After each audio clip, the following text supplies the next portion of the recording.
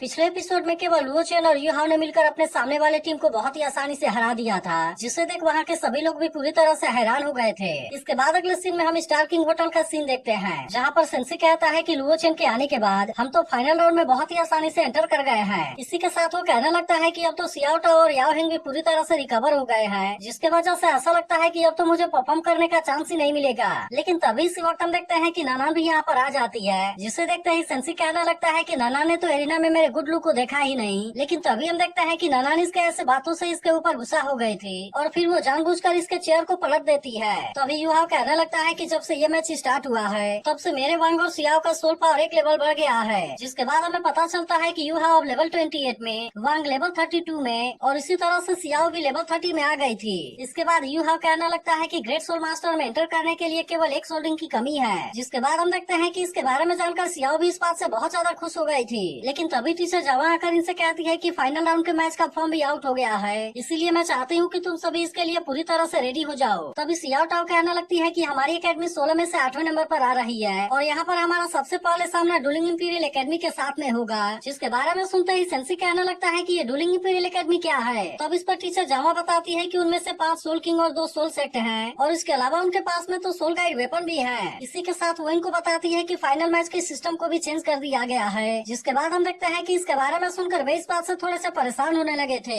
फिर टीचर जावा आगे इनसे कहती है कि इस तरह से वे पार्टिसिपेट करने वाले टीम के फुल ताकत को दिखाना चाहते हैं, इसीलिए फाइनल में पार्टिसिपेट करने वाले दोनों टीम के बीच में 2 दिनों का मैच होगा, जो कि टीम मैच और फिर इंडिविजुअल एलिमिनेशन होगा। तब इसके बारे में सुनकर वांग उससे कहने लगता है कि आपकी बातें तो सुनने में बहुत ही अच्छी हैं, लेकिन मुझे ऐसा लगता है कि उन्होंने मैच के सिस्टम को इसलिए चेंज कर दिया है क्योंकि इस तरह से वे और भी ज्यादा टिकट को सेल करना चाहते हैं। लेकिन इसके बारे में सुनकर टीचर जामा कहती है कि हम एक साथ में काम नहीं करते और इसीलिए ऐसे टफ स्केड्यूल को सामना करने के लिए हमें अपने आप को एडजस्ट करना होगा। लेकिन तभी इसी वक्त हम देखते हैं कि यहाँ पर कोई आ गया था, जिसे देखते ही टीचर जावा कहती है कि तुम तो सिंगुआ नॉक्सन पैलेस की मिस सिंगिया हो। जिसके बाद हम देखते हैं कि वो लड़की सबसे पहले इनको डिस्टर्ब करने के लिए सॉरी कहती है और फिर इनसे बताती है कि आज रात को वहाँ पर एक हाई लेवल वाला ऑप्शन होगा, इसीलिए वो इसके बारे में इन्वाइट करने के लिए यहाँ पर आई थी। जिसके बाद हम देखते हैं कि इसके बारे में सुनकर याओ हेंग तुरंत वहाँ पर जाने के लिए रेडी हो गया था और फिर कहता है कि वैसे भी तो हमारे पास में सोल गाइड वेपन की कमी है। जिसके बाद हम देखते हैं कि टीचर जावा भी वहाँ पर जाने के लिए रेडी हो गई थी। इसके बाद अगले सीन में हम देखते हैं कि वो ऑक्शन स्टार्ट भी हो गया था, जहाँ पर याओ हेंग ने लेवल 8 वाले evil tiger speed refining knife को खरीद लिया होता है। इसके बाद हम देखते हैं कि याओ हेंग इस बात से बहुत ज्यादा खुश भी लग रहा था।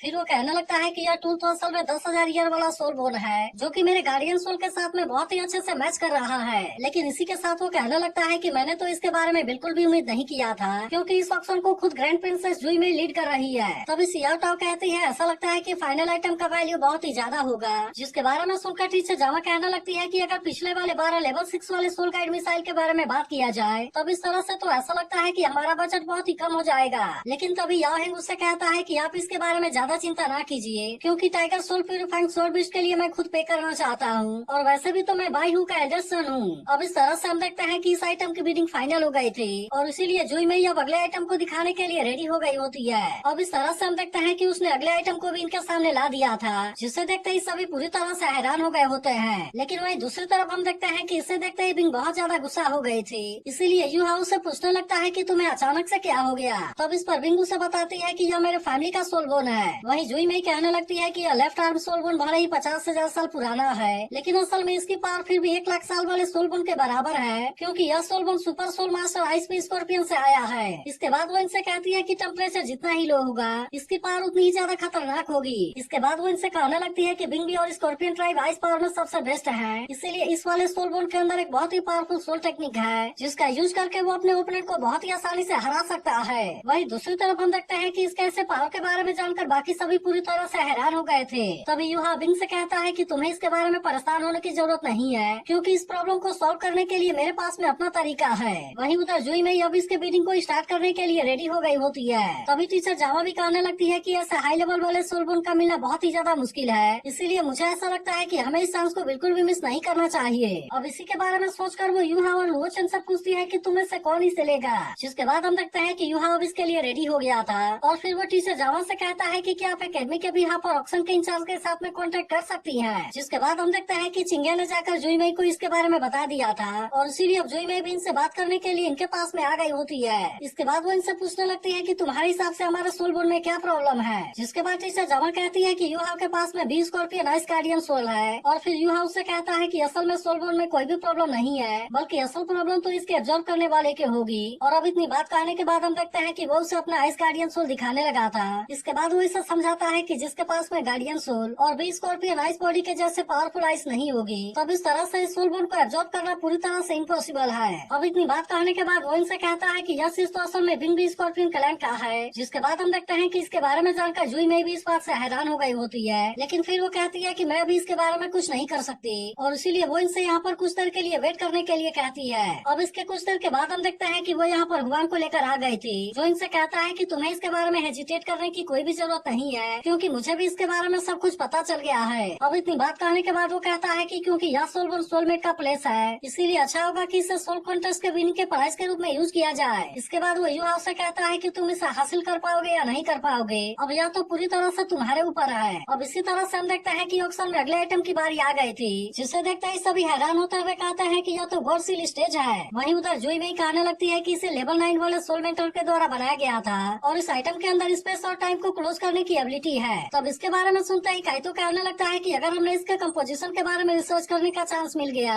तब इस तरह से तो सिस्टम और असिस्टेंस के बारे में कोई भी लिमिट नहीं होगी। वहीं उधर टियानमिन कहने लगता है कि इंसान तो थॉट को बनाने में बहुत ही माहिर है, लेकिन अगर सोलबिस ने खुद को इसी तरह से कंट्रोल करना जारी रखा, तब तो इसके वजह से सिचुएशन बहुत ही ज्यादा खतरनाक हो जाएगी। लेकिन तभी बिंग कहने लगती है कि अगर सोलबिस को पुश किया गया, तब इस तरह से तो इंसानों के ऊपर ही अटैक हो जाएगा। वहीं उधर इसे देख होंगचन कहने लगता है कि केवल सन मून एम्पायर ही लेवल 9 वाले वेपन को बना सकता है, इसीलिए मिस्टर मा को भी ऐसा लगने लगता है कि सन मून एम्पायर में कोई जासूस है। तभी जुई में ही कहने लगती है ऐसा लगता है कि शायद आपने इसके बारे में गलत समझ लिया, क्योंकि फंक्शन स्टेशन असल में कोई ऑक्शन आइटम नहीं है, बल्कि ऐसे आइटम का तो पूरी दुनिया में मिलना भी बहुत ज्यादा मुश्किल है। इसके बाद वो कहने लगती है कि अगर तुमने इसके साथ में 1 लाख साल वाले सोल मॉन्स्टर को ऐड कर दिया, तब इस तरह से तुम्हारे पास में तुरंत ही 1 लाख साल वाला सोल्डिंग और सोलबोन आ जाएगा। इसके अलावा वो कहती है कि सुप्रीम गार्डियन सोल भी लोगों को ताकतवर बना सकती है। जिसके बाद हम देखते हैं कि इसके बारे में जानकर वे सभी इस बात से हैरान होने लगे थे और टीचर जावा कहने लगती है कि इसके अंदर 1 लाख साल वाले सोल मॉन्स्टर को जबरदस्ती बंद करके रखा गया है और उस तरह से वह केवल इसी अमर को छोड़ने के लिए लायक है। इसके बाद हम देखते हैं कि इसके बारे में जानकर यूहा इस बात से काफी उदास हो गया था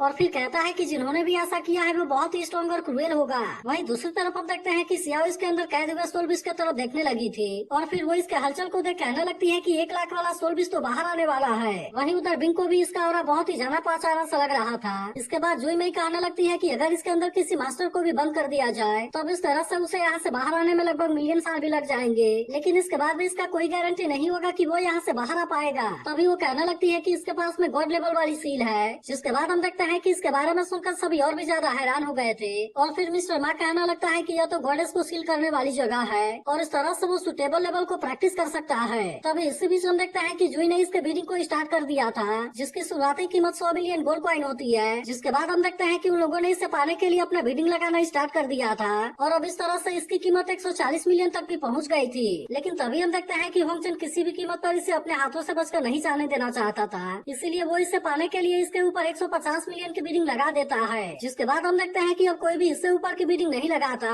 और इस तरह से होंगचन इस आइटम को जीत जाता है। वहीं दूसरी तरफ हम देखते हैं कि सेंसी इस बात से थोड़ा सा परेशान हो जाता है और फिर कहने लगता है कि यह आइटम तो सन मून एम्पायर के हाथ में चला गया। लेकिन तभी सियाओ टाओ इनसे कहती है कि अब तुम्हें इसके बारे में नहीं सोचना चाहिए, क्योंकि वैसे भी चैंपियनशिप को जीतना हमारे लिए सबसे जरूरी चीज है। अब इसी वजह से हम देखते हैं कि वे प्रैक्टिस करने के लिए वहाँ से जाने लगे थे। जिससे देख जुई में कहती है ऐसा लगता है कि उसे इसके लिए उकसाया गया था और फिर वो हुआंग से कहती है कि मैं उनके एक्सचेंज किए गए सोल टूल को इंस्टीट्यूट में भेज दूंगी। लेकिन इसी के साथ उसे यह भी पता था कि ताकतवर लोग इनको इतने आसानी से इसे नहीं देंगे। जिसके बारे में सुनकर हुआंग भी कहता है कि आने वाले 10 सालों में सन मून एम्पायर कोई न कोई बड़ा कदम जरूर उठाएगा, इसीलिए मुझे ऐसा लगता है कि अभी हम उनका ध्यान भटकाने के लिए केवल यही कर सकते हैं, ताकि इस तरह से हमें अपने ताकत को बढ़ाने के लिए और भी ज्यादा टाइम मिल सके। इसके बाद अगले सीन में हम देखते हैं कि टीचर जावा सियाओ टाओ और याओ हेंग को समझा रही होती है, जहाँ पर वो इनसे कहती है कि तुम्हें अभी यहाँ पर अपने फुल पावर का यूज नहीं करना है। इसीलिए वो सियाओ टाओ से कहती है कि तुम किसी भी तरह से अपने 6th सोल टेक्निक को यूज मत करना और फिर वो याओ हेंग से भी कहती है कि तुम्हें अपने सोल पावर को बचा कर रखना है, जो कि आने वाले टॉप 4 मैच में काम आएंगे।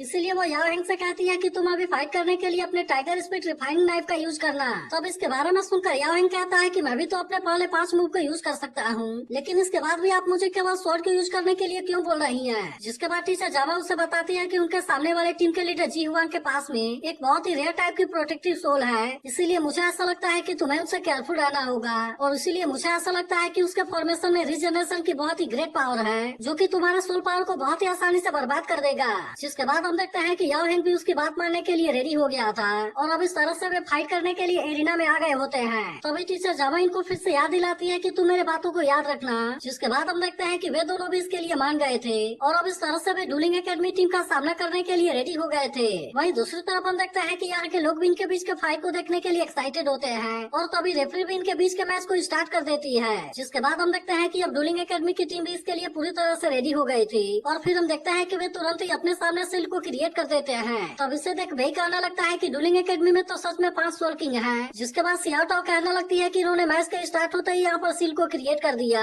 इसीलिए मुझे ऐसा लगता है कि वे ऐसे पावर का यूज करके अटैक करना चाहते हैं जिससे कि तैयार करने में भी बहुत ज्यादा टाइम लगेगा। लेकिन अब इसके बारे में सुनता ही सेंसी कहता है कि अगर ऐसी बात है तो हमें उनको बिल्कुल भी टाइम नहीं देना चाहिए। जिसके बाद हम देखते हैं कि यूहा भी अपने पावर का यूज करके इनके पोजीशन के बारे में देखने लगा था और अब इस तरह से इनको पता चलता है कि वे भी फाइट करने के लिए रेडी हो रहे हैं। इसके बाद हम देखते हैं कि सेंसी अपने स्वानिंग रिप्लेसमेंट का यूज करने के लिए रेडी हो गया था और अब इस तरह से वो इसका यूज करके जी हुआंग को खुद से रिप्लेस कर देता है। लेकिन तभी हमें पता चलता है कि जी हुआंग जानता था कि वो ऐसे ट्रिक का यूज जरूर करेंगे और वहीं दूसरी तरफ हम देखते हैं कि जी हुआंग के सभी साथी पहले से ही सेंसी के ऊपर अटैक करने के लिए रेडी थे। इसके बाद हम देखते हैं कि वे सभी एक साथ में इसके ऊपर अटैक करने के लिए आ गए थे, जिससे देख सेंसी भी तुरंत अपने सिल का यूज करके इनके अटैक से खुद को बचा लेता है और तभी हम देखते हैं कि वो तुरंत ही खुद को सियाओ टाओ के साथ में रिप्लेस कर देता है, जो कि अब इनके ऊपर अटैक करने के लिए यहाँ पर आ गई थी। इसके बाद हम देखते हैं कि वो तुरंत ही अपने फायर पावर का यूज करके इनके ऊपर अटैक करने लगी थी, जिसे देख वे सभी भी अपनी जान बचाने के लिए इधर उधर वहाँ से भागने लगे थे।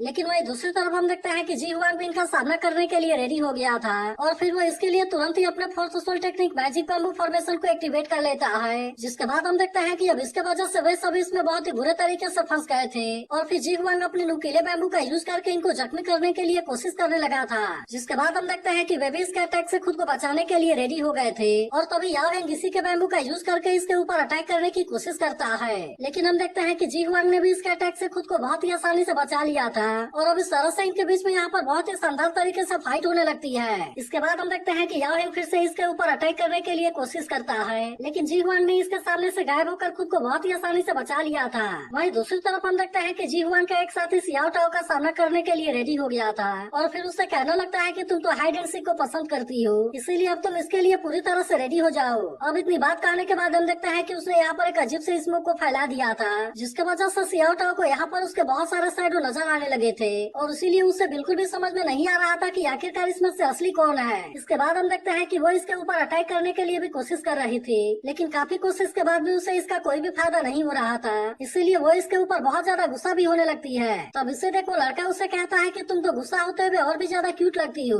वहीं दूसरी तरफ हम देखते हैं कि इसके बाकी साथियों को बहुत ही अच्छा टाइम मिल गया था और इसीलिए वे इसका फायदा उठाकर अपने वेपन को रेडी करने लगे थे। लेकिन तभी हम देखते हैं कि उस लड़के ने अपने स्मोक को बाकी जगह पर भी फैला दिया था, जिसके बाद जी हुआंग भी सभी से कहने लगता है कि अब तुम मेरा सामना करने के लिए रेडी हो जाओ और अब इस तरह से हम देखते हैं कि वो एक बहुत ही बड़े बैम्बू का यूज करके इनके ऊपर अटैक करने वाला था। अब इसके वजह से हम देखते हैं कि वे भी इस बात से बहुत ज्यादा परेशान हो गए होते हैं और इनको ऐसा लग रहा था कि शायद वो इसके इस अटैक से नहीं बच पाएंगे। तभी इसी बीच हम देखते हैं कि सेंसी अपने सिल का यूज करके इसके अटैक को रोकना चाहता था, लेकिन हम देखते हैं कि जी हुआंग के अटैक के सामने उसका यह सिल भी कुछ नहीं कर पाता और अब इस तरह से इसके अटैक सिल को तोड़ते हुए इनके ऊपर अटैक करने लगे थे। जिसके बाद हम देखते हैं कि लुओ चेन अपने आइस पावर का यूज करके कुछ अटैक को रोकने के लिए कोशिश करती है, मगर यहाँ के स्मोक के वजह से युवा अपने आई पावर का यूज नहीं कर पाता। वहीं दूसरी तरफ हम देखते हैं कि इनको बचाने के चक्कर में सेंसी भी बहुत ही बुरे तरीके से इंजर्ड हो गया होता है, लेकिन तभी अचानक से याओ हेंग अपने white tiger demon god transformation का यूज करने के लिए रेडी हो गया था और अब इस तरह से वो अपने पावर का यूज करके इसके अटैक को डिस्ट्रॉय कर देता है। लेकिन अभी भी हम देखते हैं कि जी हुआंग इनको इतने आसानी से बचकर यहाँ से नहीं जाने देने वाला था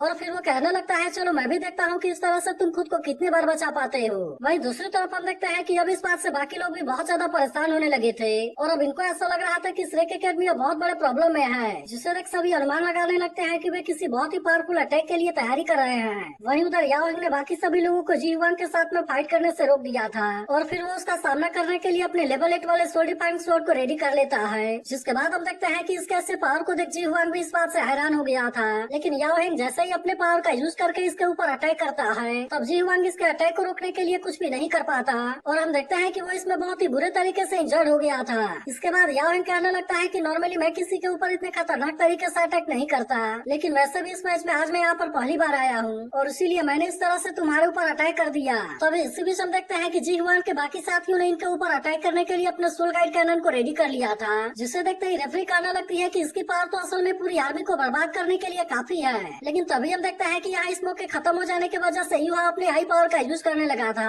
और फिर इस तरह से वो सियाओ टाओ को टारगेट लॉक करने के लिए मदद करता है। जिसके बाद हम देखते हैं कि अब सियाओ टाओ भी इनके ऊपर अटैक करने के लिए रेडी हो गई थी और फिर वो तुरंत इनके सोल गाइड कैनन के ऊपर अटैक करके उसे डिस्ट्रॉय कर देती है। अब इसके वजह से हम देखते हैं कि इनमें से कोई भी इसके पावर के सामने कुछ नहीं कर पाया होता और वे सभी इसमें बहुत ही बुरे तरीके से इंजर्ड हो गए थे। जिसके बाद हम देखते हैं कि अब इस बात से सभी लोग भी बहुत ज्यादा खुश हो गए थे और फिर कहने लगते हैं कि श्रेक स्कूल ने तो सच में कमाल कर दिया। वहीं दूसरी तरफ हम देखते हैं कि डुलिंग एकेडमी की टीम ने इनके सामने अपना हार मान लिया था, लेकिन तभी सियाओ देखती है कि उसके टीममेट तो बहुत ही बुरे तरीके से जख्मी हो गए हैं, जिसके वजह से हम देखते हैं कि वो अपने फिनिक्स मीटियर शावर का यूज करके इनके ऊपर अटैक करने के लिए रेडी हो गई थी और फिर इनसे कहती है कि तुमने हमारे टीम के साथ में जो किया है उसके लिए कीमत चुकानी पड़ेगी। लेकिन तभी हम देखते हैं कि रेफरी और टीचर जामा उसे रुक जाने के लिए कहते हैं, क्योंकि वैसे भी उनकी टीम तो